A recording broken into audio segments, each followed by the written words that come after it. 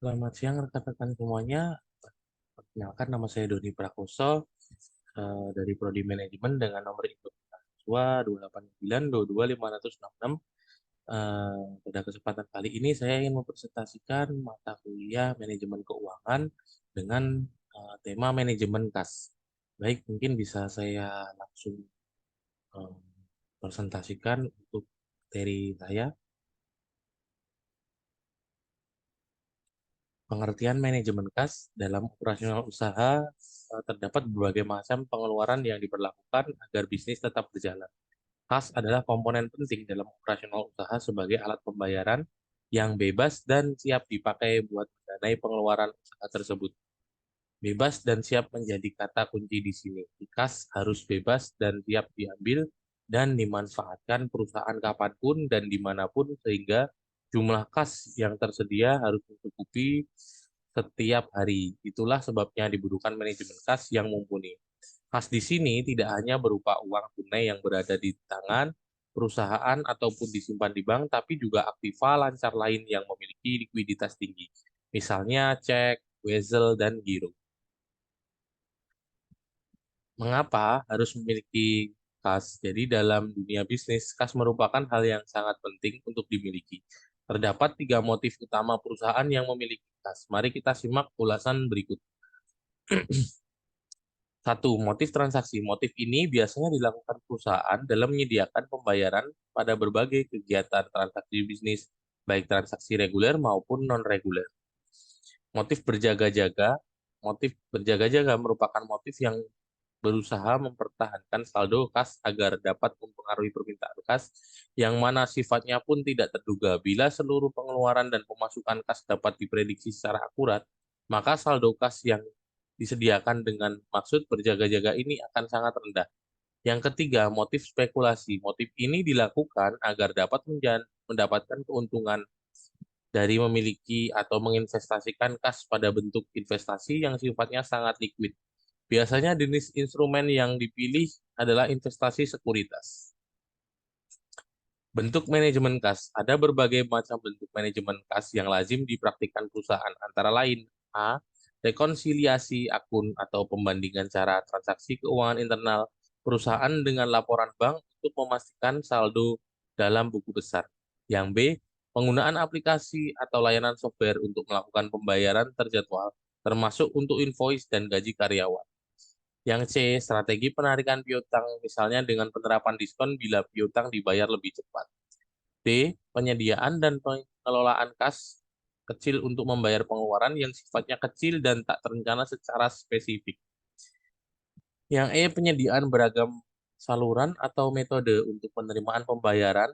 F, pelacakan pengeluaran dengan platform manajemen pengeluaran.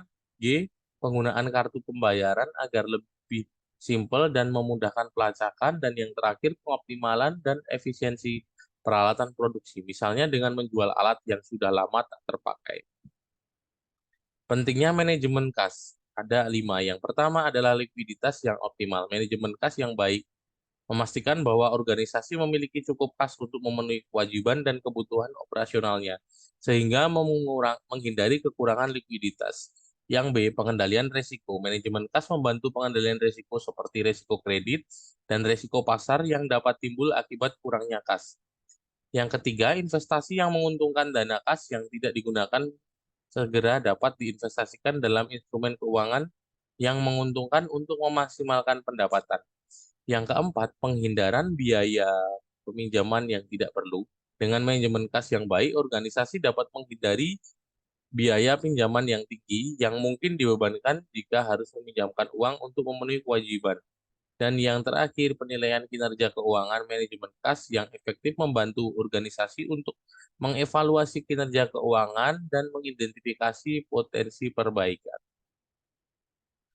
Lalu cara pengelolaan manajemen kas, yang pertama adalah perencanaan kas, identifikasi dan diperkirakan kebutuhan kas jangka pendek dan jangka panjang. Buat rencana kas yang dipertimbangkan, penerimaan dan pengeluaran kas.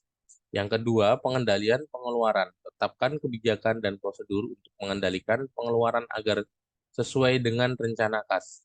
Ini termasuk pengeluaran rutin, seperti biaya operasional dan investasi yang direncanakan. Yang ketiga, penerimaan kas yang efisien. Maksimalkan penerimaan kas dengan cara mengoptimalkan kebijakan penagihan kepada pelanggan dan memantau pembayaran yang belum diselesaikan. Yang keempat, pengelolaan investasi. Investasikan dana kas yang tidak digunakan segera dalam instrumen keuangan yang sesuai dengan kebijakan investasi perusahaan dengan memperhatikan tingkat risiko yang dapat diterima. Yang kelima, pemantauan dan pelaporan. Terus pantau posisi kas dan bandingkan dengan rencana kas. Buat laporan keuangan yang berkala untuk mengidentifikasi perbedaan antara rencana dan realisasi, serta pengambilan tindakan korektif jika diperlukan. Yang keenam, pengelolaan kelebihan kas. Jika organisasi memiliki kelebihan kas, pertimbangkan strategi untuk mengoptimalkan penggunaan dana tersebut, seperti membayar utang lebih awal atau membeli investasi yang menguntungkan. Yang ketujuh, manajemen risiko. Identifikasi dan kelola risiko yang terkait dengan manajemen kas termasuk risiko likuiditas, risiko perubahan suku bunga, dan risiko mata uang asing. Manajemen kas adalah aspek yang paling penting dari pengelolaan keuangan yang membantu organisasi menjaga keseimbangan antara likuiditas, profitabilitas, dan pengendalian risiko. Dengan manajemen kas yang baik, organisasi dapat mengoptimalkan penggunaan sumber daya finansial dan menghadapi tantangan keuangan dengan lebih baik. Baik, terima kasih rekan-rekan semuanya sudah menonton. Jadi presentasi ini saya cukupkan, lebih kurangnya saya mohon maaf.